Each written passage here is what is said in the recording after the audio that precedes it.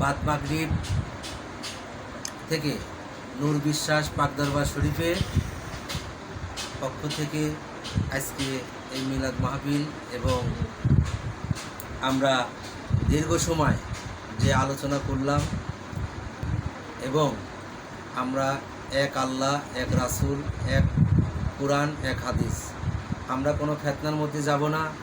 বিভিন্ন মানুষ বিভিন্ন ফিতনাতে জর্জরিত, আমরা কোনো ফিতনার মধ্যেও যাব না।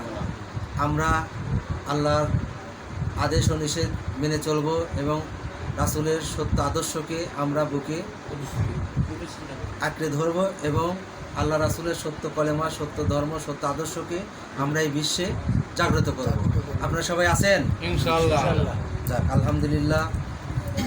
আমরা আজকে দীর্ঘ সময় এখানে অনেকজনই ধৈর্য ধরে যে মূল্যবান বাণীগুলি আপনারা শুনছেন, আমি আপনাদের প্রতিও কৃতজ্ঞ।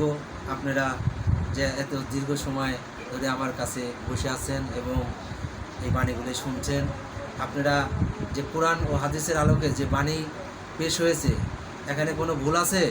জি না। যাক, আলহামদুলিল্লাহ। তাহলে আমরা একটা দোয়া করে দিই নাকি?